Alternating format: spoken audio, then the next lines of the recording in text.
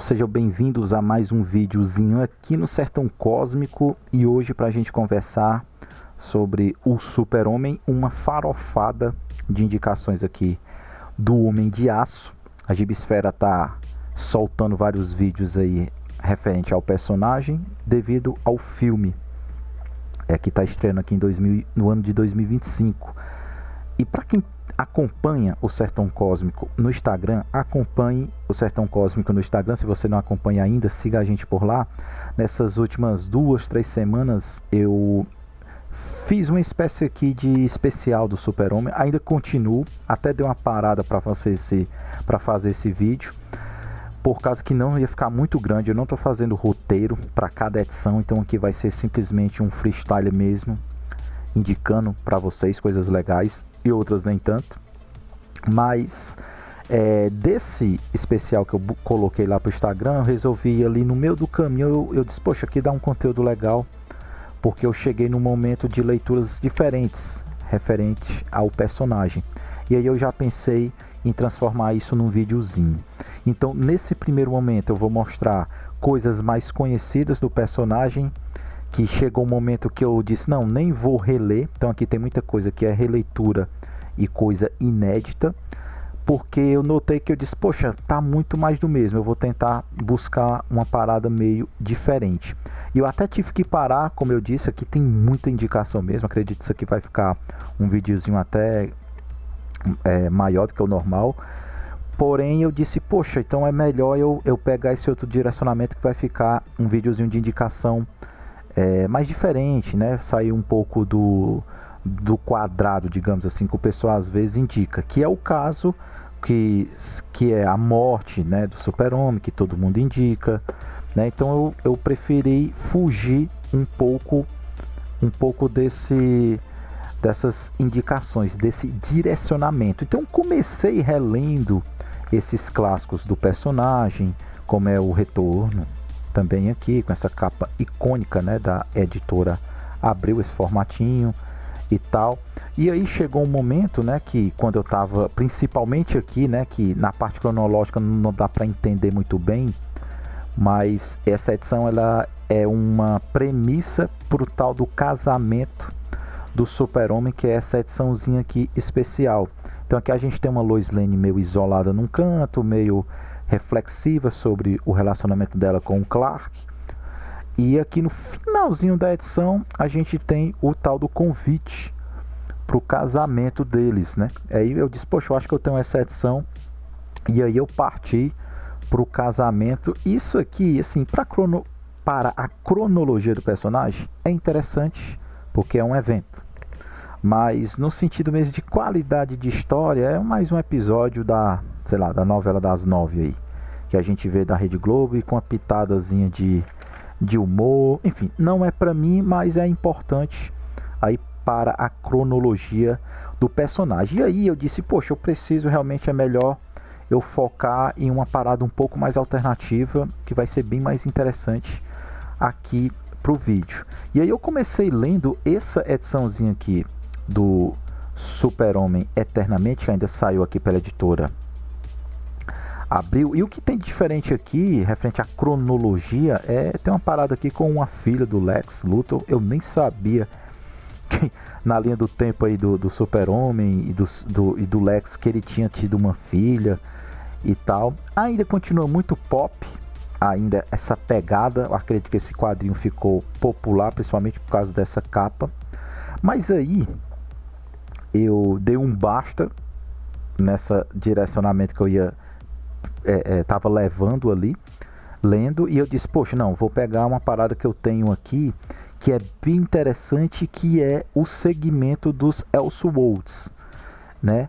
E até tem outras coisinhas aqui clássicas, já que tá aqui, eu vou aproveitar e mostrar para vocês, né? Talvez quando a gente conversa sobre Super-Homem, a gente tem alguns títulos que sempre vão fileirar na lista dos melhores, que é a fase do Burn.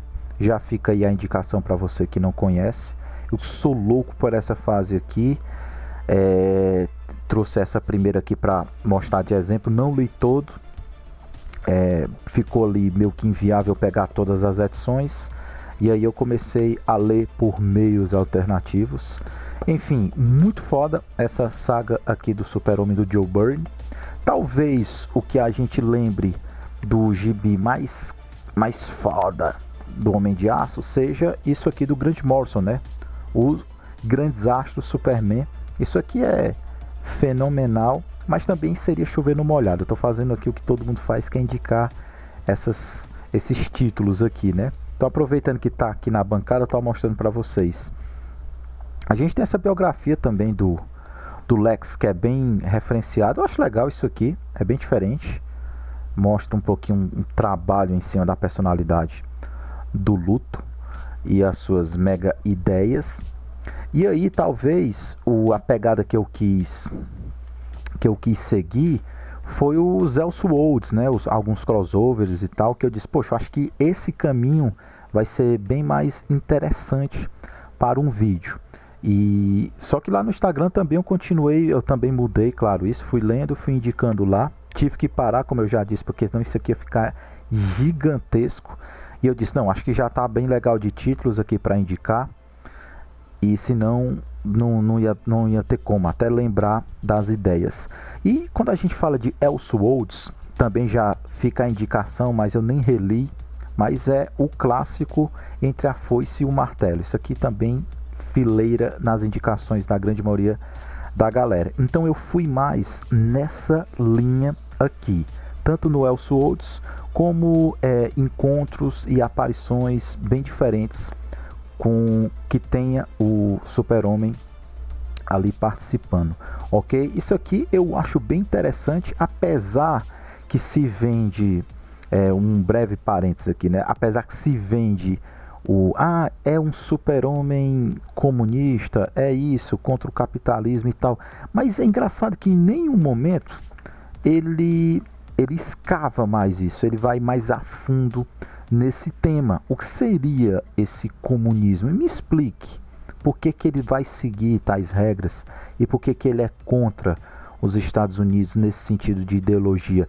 Assim, gente, posso até reler de novo, mas pelo pouco que eu me lembro aqui dessa edição, ele não foca muito nessa parte de explicar e ir mais a fundo nesses conflitos ideológicos. Então fica mais marcante só mesmo, né? É bem conhecido essa questão do uniforme, do conceito.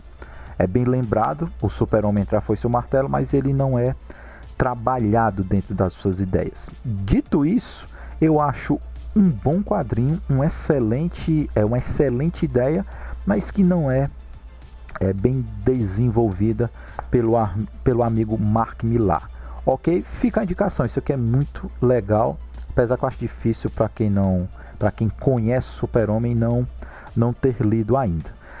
E agora de fato começam as minhas indicações mesmo, que foi esse outro caminho que eu tomei quando eu estava mexendo nessas leituras. Eu disse, poxa cara, vou pegar outro caminho, porque eu acho que vai ser mais interessante aqui pro vídeo. E eu começo pela fase do Alan Moore, mas todo mundo que cita esse encadernadozinho que saiu pela Panini, a galera aqui tem o que praticamente o Alan Moore escreveu referente ao Super-Homem, e tem o encerramento que ele dá pro Super-Homem. Ele tem também uma das histórias mais marcantes do Homem de Aço. Muita gente até acha que essa é a melhor história quando o assunto é Super-Homem. Foi essa anual que o Alan Moore escreveu do personagem, né, que tem o título clássico, né, que é para o homem que tem tudo. Só que nessa ediçãozinha eu queria conversar com vocês um pouquinho, indicar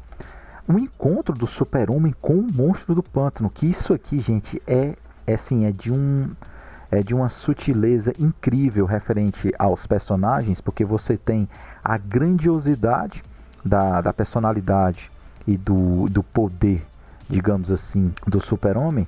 Só que o Alan Moore, ele trabalha duas camadas finas, que é essa questão de um vírus, que é como se fosse para nós uma espécie de câncer, que ele tem um contato ali E ao mesmo tempo, o Monstro do Pântano, que é apresentado aqui de maneira incrível, muito uma forma, digamos assim, alienígena, humana, que ao mesmo tempo tem um toque de cura perante essa parada alienígena, tanto da personalidade do próprio, que está envolto ali do Monstro do Pântano, por ser esse ser meio diferente, né? E tal, e essa questão que ele também serve como um antídoto, a presença, né, o toque do Monstro do Pântano referente ao Super-Homem, né? Ele tem esse contato com o tal do Verde. Gente, incrível, é uma pequena história, é simplesmente aqui um one shot que a gente chama, mas espetacular. Eu acho que poucas pessoas eu vejo indicando essa história quando cita esse encadernado do Alan Moore. Beleza? Essa é minha primeira indicação para vocês, o Super-Homem do Alan Moore, mais específico a história do encontro com o Monstro do Pântano. Tem outro encontro com o Monstro do Pântano? Deixa eu ver se eu acho aqui. Aproveitar e emendar o outro embate, digamos assim, entre o Super-Homem e o Monstro do Pântano. Aqui saiu, né, aqui no caso é uma edição da Vertigo, e escrita pelo Rick Veitch e desenhado extremamente pelo Alfredo Alcala. Essa edição é muito, muito legal. Ela dá continuidade, não continuidade, não que você precise ler uma ediçãozinha anterior, que é o encontro do Monstro do Pântano com o Batman. Mas aqui ele cita que um acontecimento que ocorreu, né, naquela edição do encontro do Monstro do Pântano com o Batman, ele vem parar em Metrópolis. E aí tem todo esse conflito de ideias ideológicas e tal. E o que é legal é que há um diálogo aqui muito espetacular, que é o que resume, não há um confronto mesmo assim de deuses entre o Super-Homem e o Monstro do Pântano, mas a gente pode ver que há um diálogo muito, muito interessante aqui, que resume muito bem a personalidade dos dois. Um tem muito respeito pelo outro, que a gente vê também que o Monstro do Pântano é muito poderoso. E sobre esse lance de poderoso, eu já queria abrir um parêntese aqui sobre quanto mais você vai lendo o Super-Homem, eu vejo uma espécie de um problema assim, de se trabalhar o personagem, principalmente em tela. Vejo muitas pessoas falando que não curtiram muito esse último Super-Homem agora, de 2025, por causa que ele perde alguns combates, ele sempre precisa de uma ajuda para desfazer ali aquela determinada situação que ele entrou. Só que, ao mesmo tempo, é louco, né? Porque você está trabalhando com um cara hiper mega, sabe, assim, no sentido de poder, uma parada cósmica, assim, que é o Super-Homem. Ele é o arquétipo do super-herói. Só que, ao mesmo tempo, se você não fizer a espécie da fraqueza, eu nem estou falando da Kryptonita, mas outras espécies de válvulas que façam com que ele também se sinta quebrado, não tem graça. Tipo assim, o que é que você vai fazer assim para você trabalhar algum arco inimigo, para você desenvolver o personagem, a personalidade, os seus medos, um pouco do humano que ele tem? Você vai ter que em algum momento colocar alguma determinada situação que a palavra não é que ele perca, mas que a gente sinta que ele é um pouco vulnerável. Porque se você fizer um negócio meio indestrutível, sabe, eu acho que perde um pouco. E eu não sei uma fase aí dos quadrinhos que humaniza mais ele. Eu nem estou falando da humanização, que isso aí é outra parte psicológica. Mas tudo isso para dizer que é um personagem que é difícil ser trabalhado, não é simples. Então, o Zack Snyder, falando do cinema específico, ele mandou ele muito para um lado muito mais obscuro. E também teve uma galera que não curtiu porque ficou muito obscuro nesse sentido, né? E agora com esse de 2025, ele também ele baixou um pouco esse naipe, digamos assim, do obscuro, ficou um pouco mais esse precisar de ajuda para sair das situações, e também tem uma galera reclamando por causa disso aqui. Então assim, é um personagem difícil.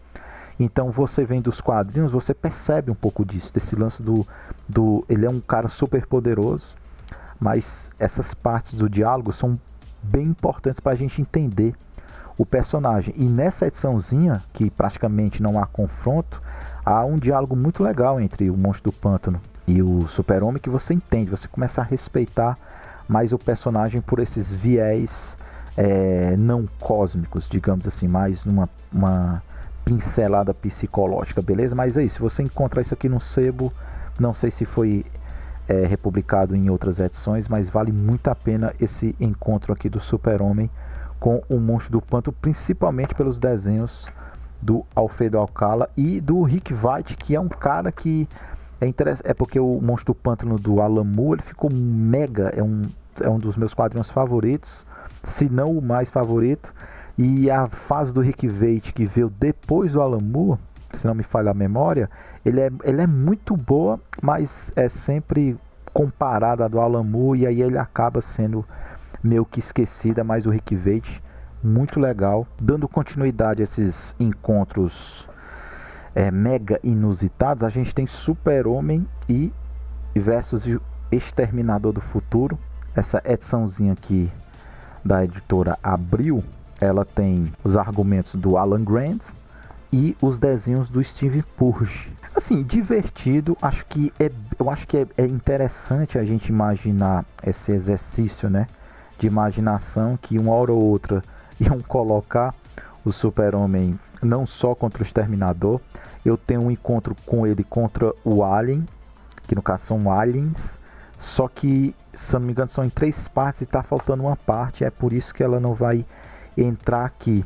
Mas aí fica esse exercício de imaginação de simplesmente não tem como, né, na cultura pop, você não tentar juntar esses dois universos, tanto do Exterminador como imaginar, né, esse encontro desses dois. Aqui o roteiro ele já começa metendo os pés pelas mãos, não assim no sentido da loucura, né? Porque aqui de alguma forma a gente vê os universos convergindo, e assim, a Sarah Connor com o filhote dela tá simplesmente já em Metrópolis. Eles não explicam muito bem o porquê disso. E a gente nem precisa também, né? Mas assim, diante disso, um pouco de viagem no tempo, claro que vai ter. E só que o Super-Homem ele se pega no meio disso. E é bem legal as participações aqui. A gente tem o Superboy, a gente tem o Aço, a gente tem a Supergirl também aparecendo para ajudar. E assim, é divertido, não tem nada demais. Eu acho que vale mais pelo exótico esse conflito, mas pela ação também, que é bem divertido e tudo. E é isso, fica a indicação aí se você também encontrar o Super-Homem versus o Exterminador do Futuro, que só pelo título já vale a pena a curiosidade. E aí, em falar inusitado, a gente tem uma coleçãozinha que saiu, que é do Stan Lee, escrevendo ali o seu ponto de vista referente ao universo da DC Comics. E aí eu peguei o Super-Homem por Stan Lee. E aqui o mais inusitado, a gente tem o plot, porque o Stan Lee ele trabalha o ponto de vista dele referente ao Homem de Aço, e tem 2 coisinhas aqui legais, né? Um que ele chama o John Buscema para desenhar, que é bem legal os desenhos dele. E aqui ele meio que imagina uma espécie de distopia. Então a gente começa uma premissa do planeta onde vive aqui o Superman, que ele dá o nome de outra coisa, não é Super-Homem, mas acontece alguma coisa nesse planeta que faz com que eles venham aqui para a Terra. Só que aqui na Terra o Stan Lee ele imagina uma distopia, e os motivos pelos quais o Super-Homem é o Super-Homem aqui na Terra. Então é devido a uma coisinha que faz o Super-Homem ter superpoderes aqui no nosso ambiente. Sendo que lá no planeta, que no caso aqui não é Krypton, mas nesse planeta onde eles estão, esse cara é apenas, entre aspas, mais um. Então, assim, ao mesmo tempo é interessante, ao mesmo tempo tem uma galera que não curte, porque os motivos que o Stan Lee trabalham aqui, ele é um pouco raso, sabe? Ele não é muito trabalhado. Não quero dar aqui o spoiler mãe, digamos assim, o principal da coisa, porque ia talvez estragar a experiência que tem esse singelo gibizinho, mas muito inusitado ver o Stan Lee imaginando o universo da DC Comics. Ok? E aí a gente começa uma linha aqui de Elseworlds, como eu falei para vocês. Vou arrumar aqui para ficar mais fácil. Coisinhas bem legais, bem interessantes mesmo. Começando por esse aqui, ó. Super-Homem, A Última Chama. Esse gibizinho aqui, ele tem os roteiros do Howard Chaykin e os desenhos do Gil Kane. Clássico Gil Kane aqui já desenha, saiu até naquelas, se eu não me engano, lendas do universo DC do Super-Homem, o Gil Kane está desenhando. E aqui nessa historinha, a gente tem também uma distopia, um apocalipse que acontece aqui na Terra. E é exatamente isso que o título fala, a última chama, né? No caso, o Super-Homem, ele sobrevive a esse apocalipse. E aí ele tenta de alguma forma ir encontrando, ele perde os seus poderes, porque acontece uma paradinha nessa parte do apocalipse, acontece uma coisa que faz com que o Super-Homem perca os seus poderes. E o road movie por esse mundo acabado, torna o gibizinho bem interessante, até ele ir encontrando aos poucos algum refúgio, que nesse refúgio vai ter os outros super-heróis do universo de si, e aí vai começar ao mesmo tempo tentar reerguer uma nova sociedade, só que ele vai encontrar outros conflitos internos, né, com outros personagens que eram, entre aspas, os seus amigos, mas de alguma forma ali um conflito de ideias torna inimigos. É interessante, né, porque se você for começar uma sociedade do zero, acredito eu que vai ter muito isso, né? Muito conflito de identidade, no caso aqui vem muita coisa do passado. Aqui porque são personagens que já se conheceram, né? Mas se você não conhece a outra pessoa e você tem esse processo de imaginação, assim como lá no Senhor das Moscas, né? Que você pega a criançada para tentar ali se reerguer como sociedade, a gente vai ter outros infinitos conflitos. E aqui é interessante, é um dos Elseworlds mais legais. E para quem não sabe, né, eu não falei, o Elseworlds é quando ele tira e desloca o super-herói fora da sua cronologia padrão. Então ainda não fizeram isso, mas é como se, vamos imaginar o Batman em Marte, fazendo uma espécie de missão, algo desse tipo. Então é engraçado, porque a maioria dos títulos que fazem sucesso, saem um pouco fora da curva, são os tais do Elseworlds. Então acho bem legal, que é uma excelente, no ponto de vista, excelente porta de entrada para depois você conseguir entender o que tem por detrás, né? Então entendi que isso aqui é um universo imaginado fora da linha cronológica. Se a pessoa, porque assim, eu acho mais fácil a galera curtir esse universo alternativo por N motivos, que eu acho que a gente até conversou isso, eu mostrando alguns quadrinhos da Marvel e o problema da cronologia que eles têm, né? Então é isso seria um Elseworlds, né? Que tem vários personagens, o próprio Batman, né? O Cavaleiro das Trevas, o quadrinho mais conhecido do Batman, é um Elseworlds.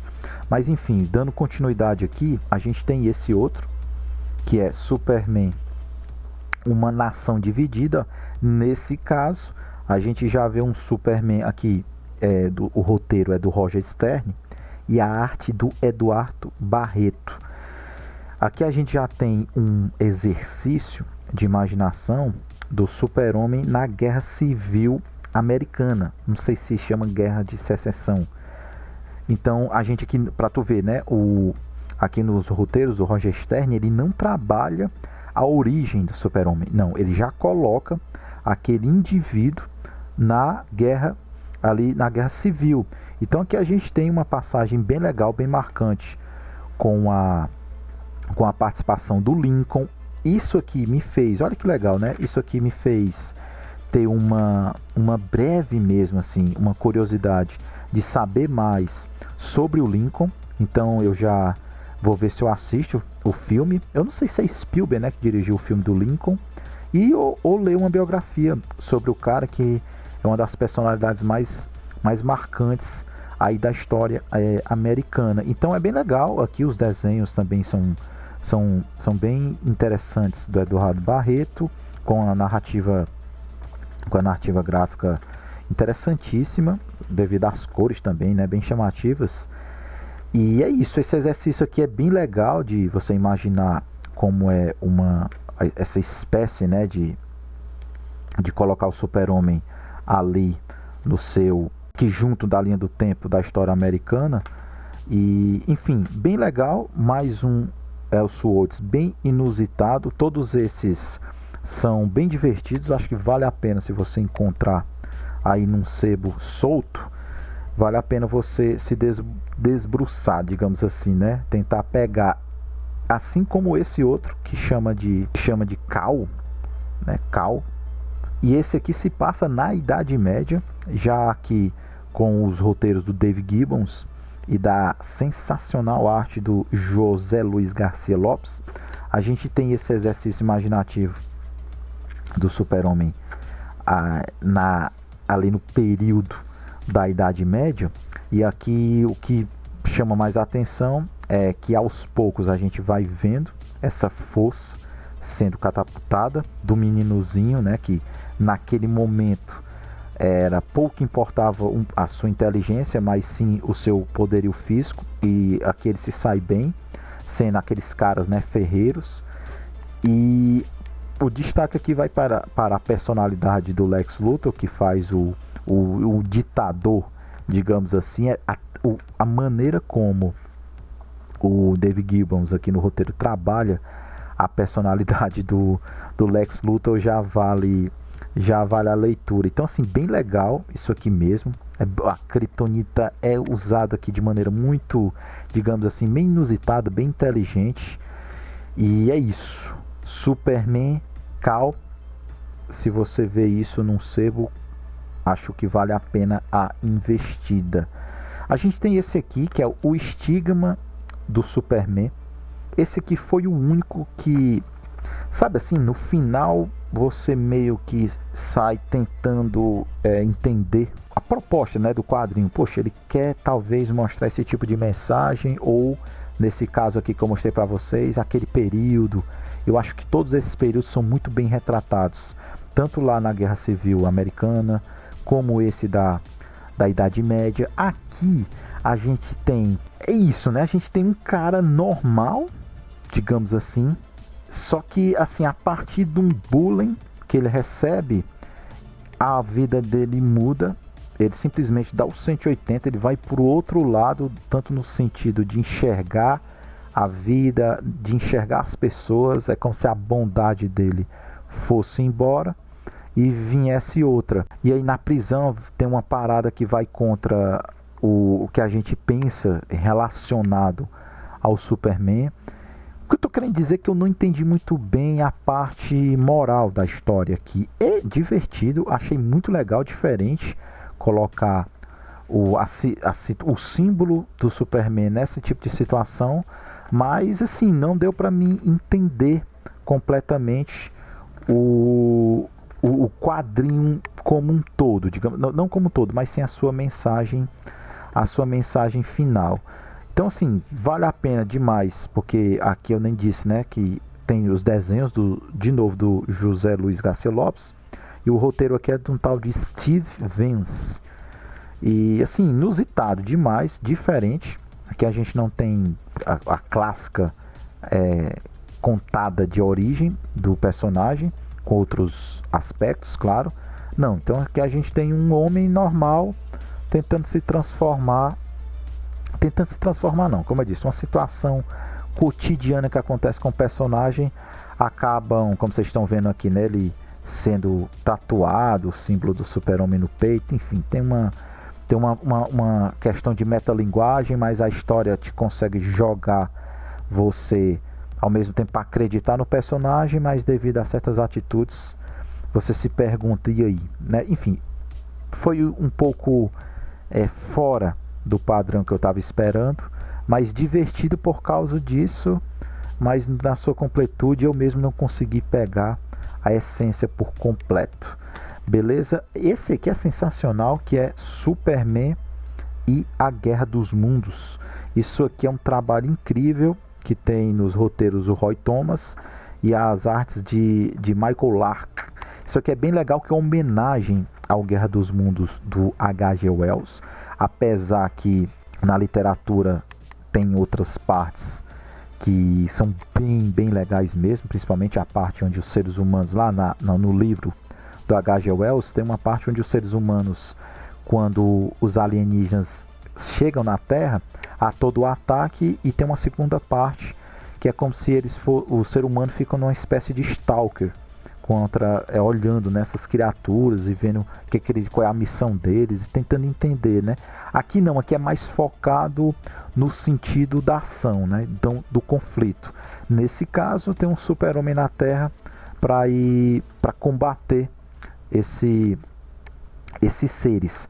Novamente, a personalidade aqui, o enredo que colocam o Lex Luthor é a cerejinha do bolo, talvez um casamento perfeito também com a arte, sendo que, assim, um casamento perfeito que eu digo porque o roteiro é muito bom e a arte também é espetacular, tem esse tom meio que lembra, né, um gibizão assim bem clássico lá dos anos 50, dos anos 60, e assim, gente, espetacular, uma ode à ficção científica, a esse título incrível que é o Guerra dos Mundos.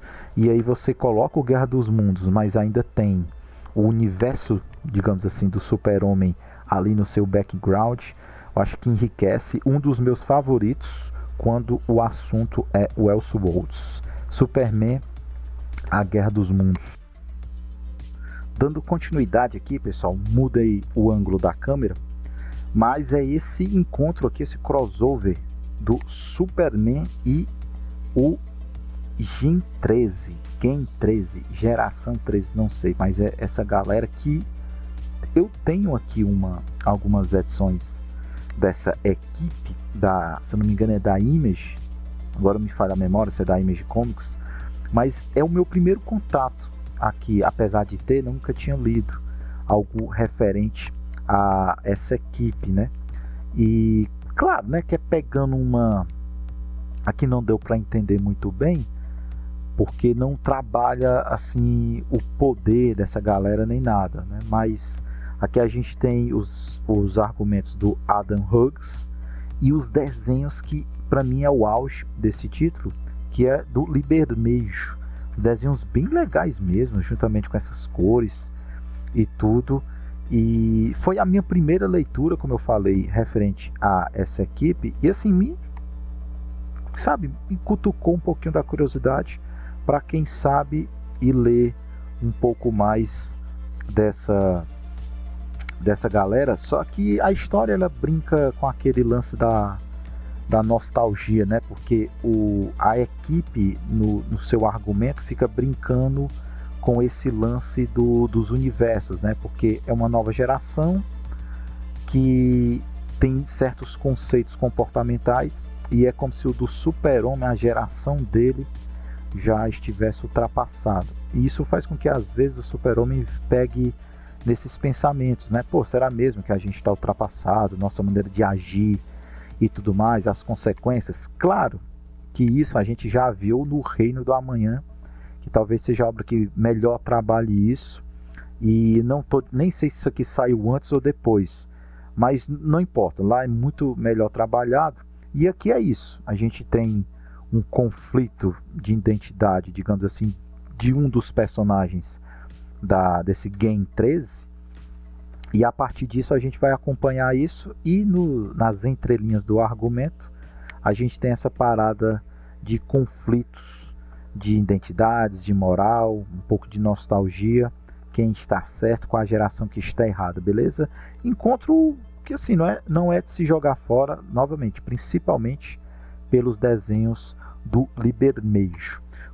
Para a gente aqui continuar em encontros inusitados, tem esse segundo encontro aqui do Super-Homem com o Homem-Aranha. O primeiro eu não tenho aqui, e devido ao grande sucesso que foi o primeiro encontro, a gente encomendaram esse segundo, que tem argumento de Jim Shooter e os desenhos do John Buscema.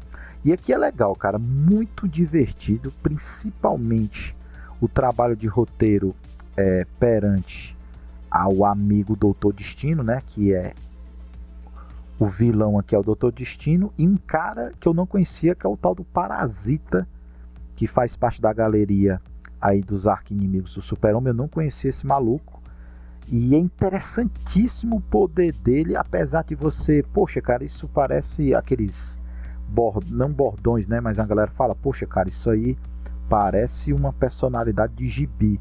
Pois é, quando a gente sabe o porquê do poder do Parasita, você fica, poxa, cara, isso realmente poderia estar num roteiro de gibi.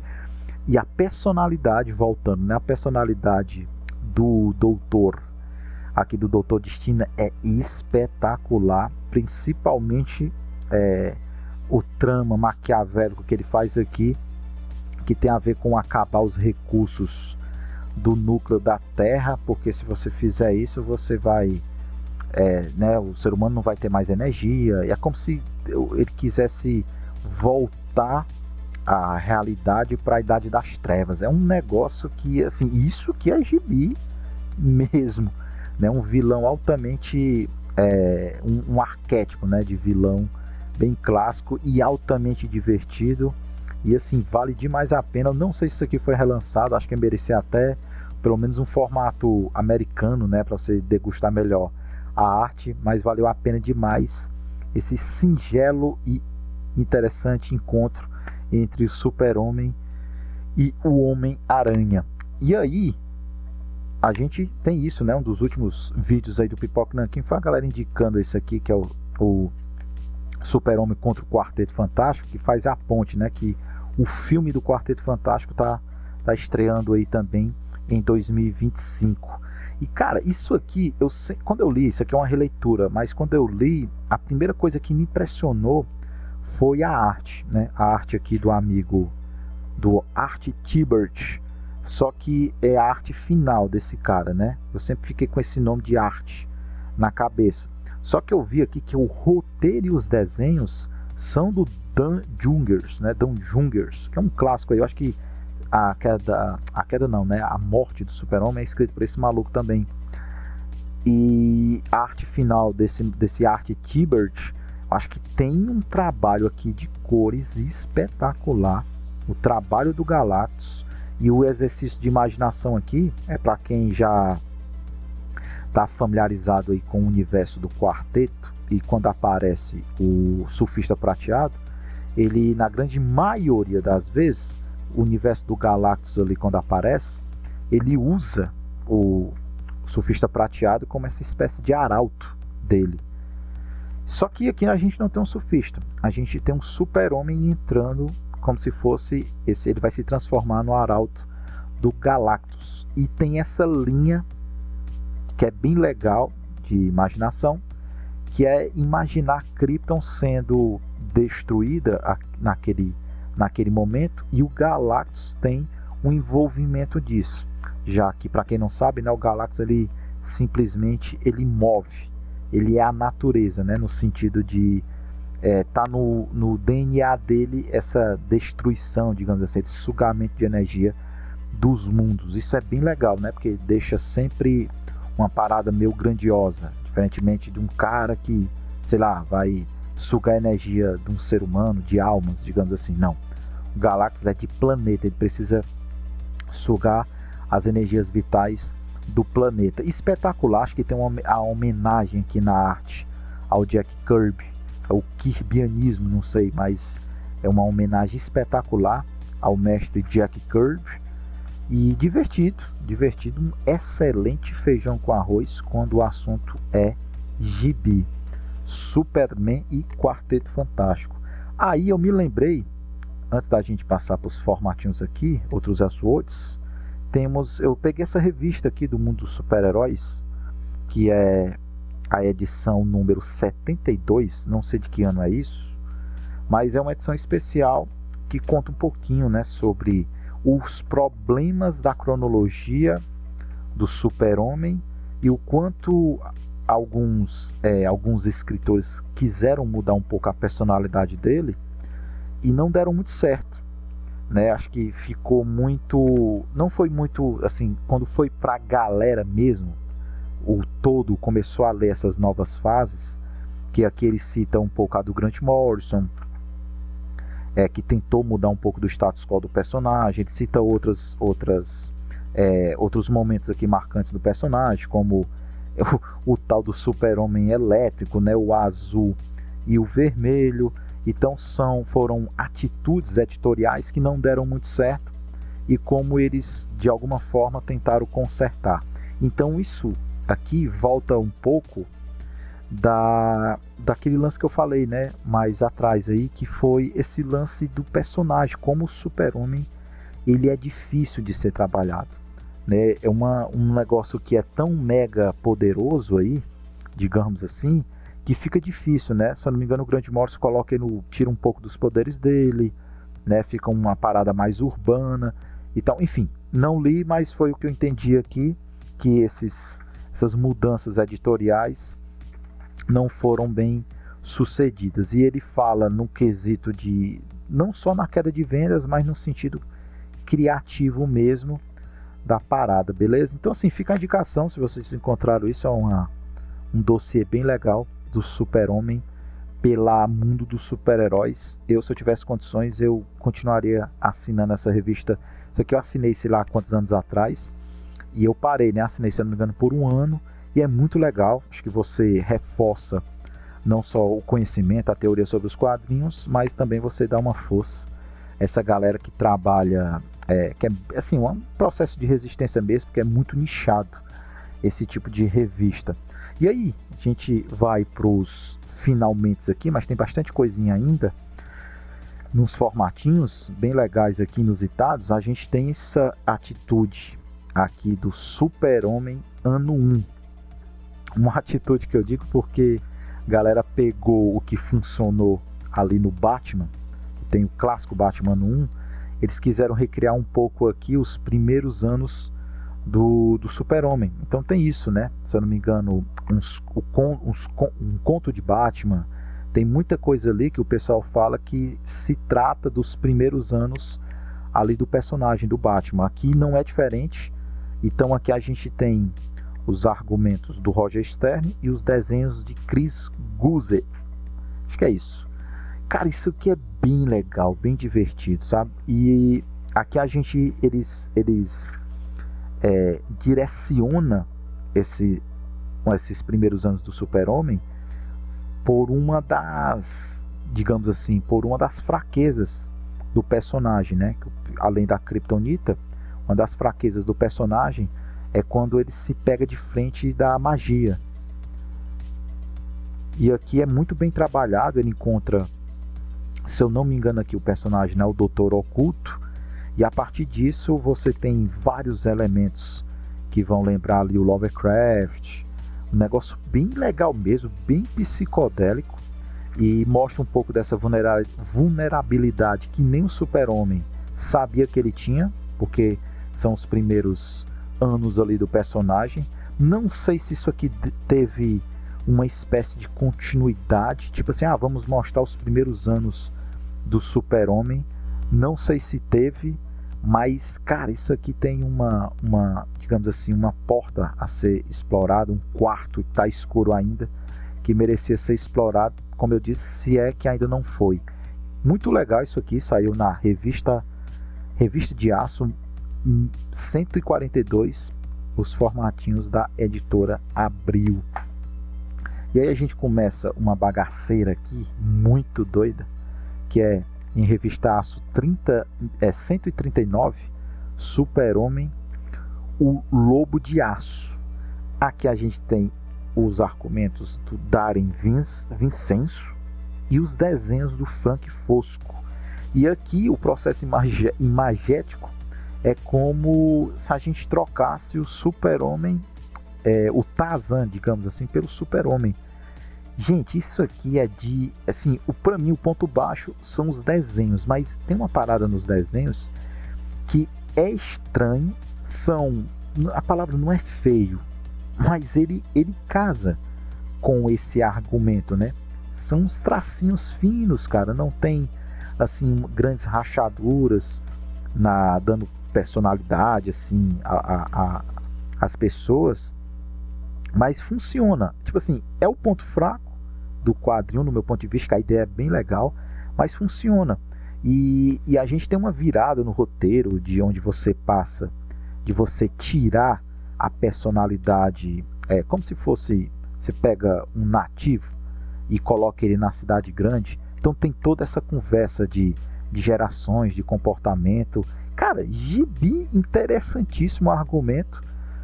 Como eu falei, a parte talvez que desce um pouco o nível seja os desenhos, mas com certeza alguém vai pegar isso aqui e vai dizer, poxa cara, mas os desenhos estão casando com o argumento, deixando um negócio bem mais, não sei a palavra, mas casa com o argumento, é isso.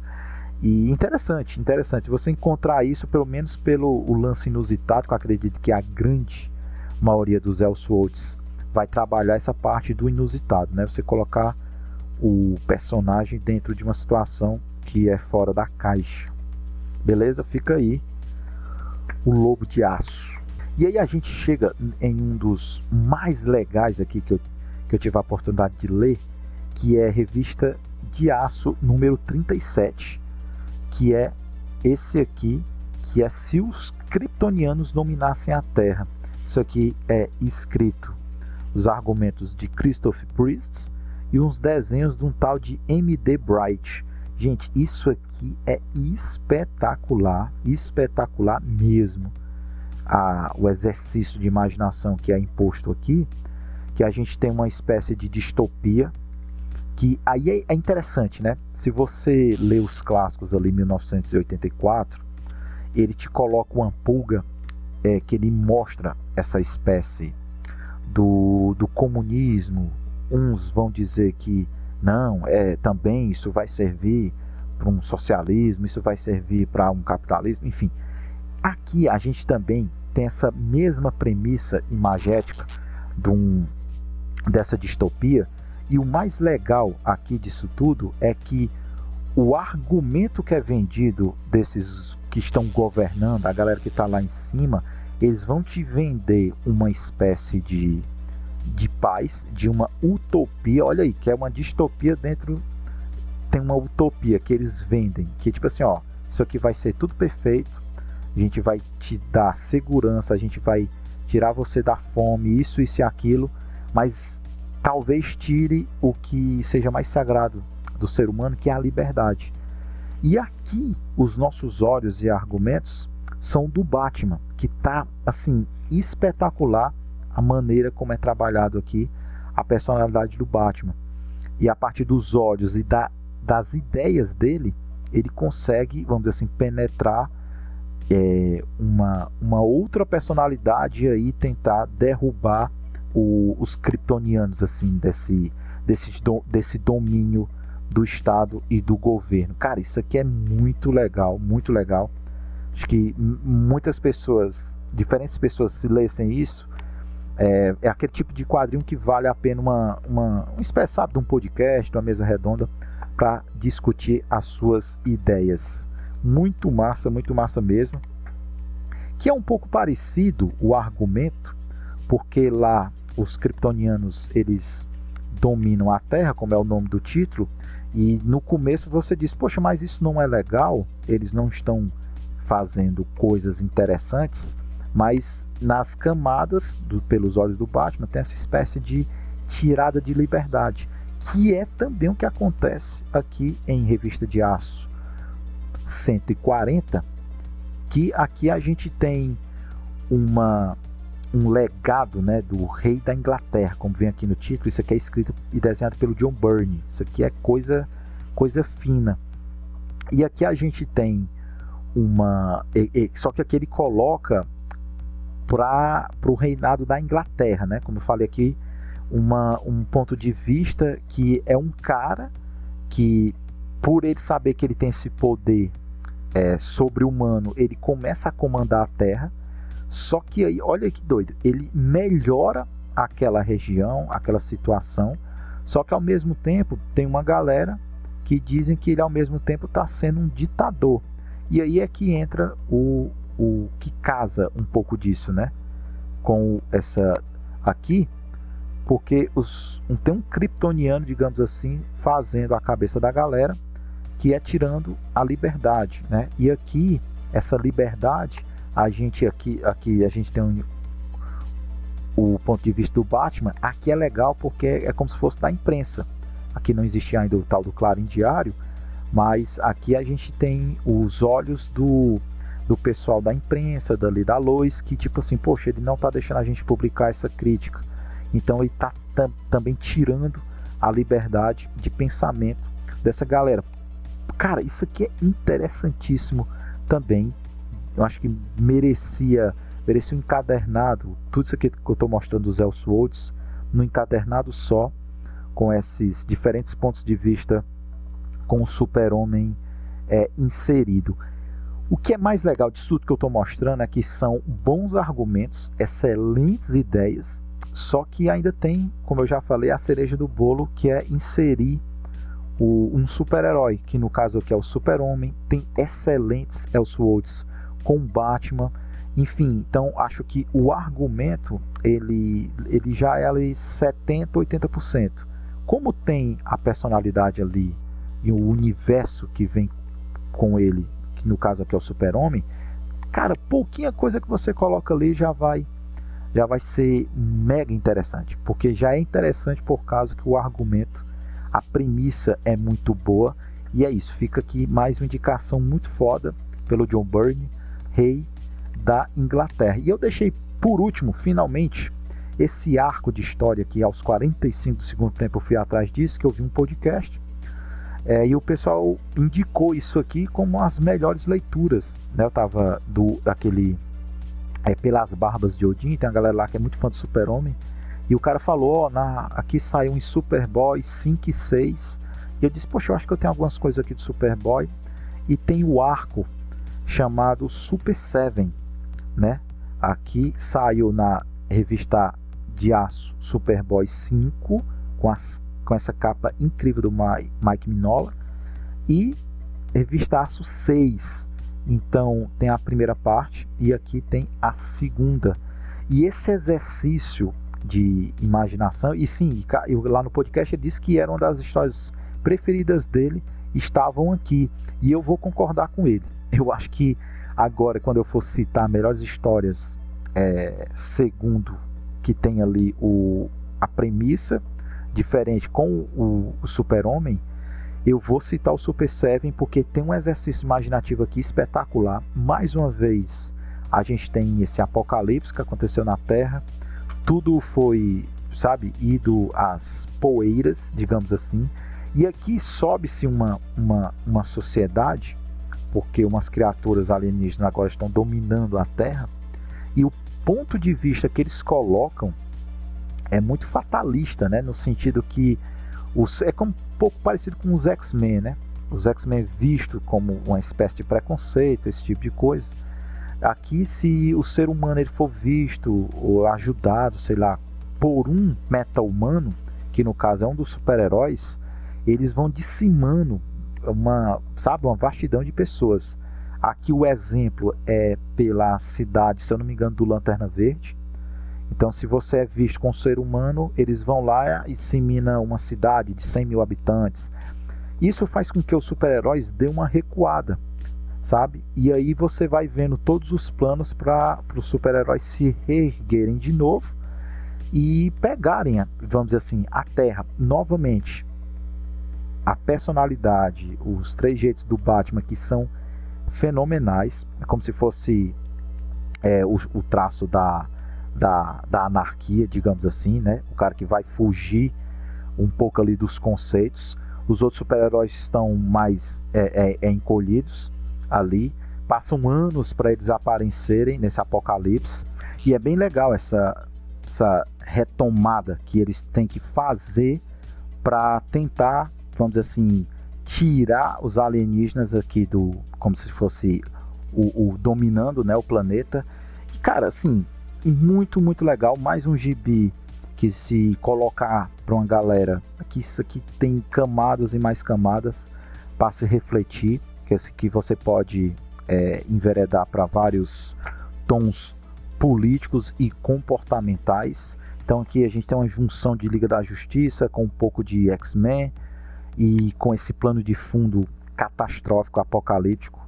Gente, muito massa, e eu fecho com chave de ouro indicando isso aqui para vocês, que saiu aqui em Superboy número 5 e 6, Super Seven. Não sei se isso aqui foi republicado ou se parou por aqui, mas merecia demais.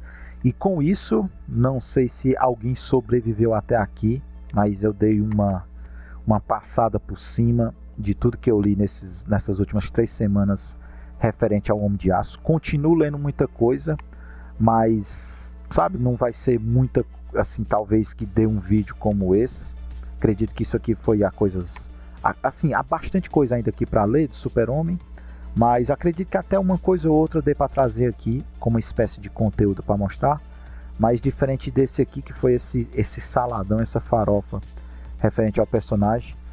E é isso, espero que alguém tenha chegado até aqui. Coloque aí nos comentários se você tem algum gibi favorito do Homem de Aço, se você ficou curioso ou não sobre, seja qual for os títulos aqui que eu mostrei para vocês. Beleza, pessoal? É isso. Sertão Cósmico mais uma vez passando para mais uma indicaçãozinha para vocês, e a gente se vê logo mais.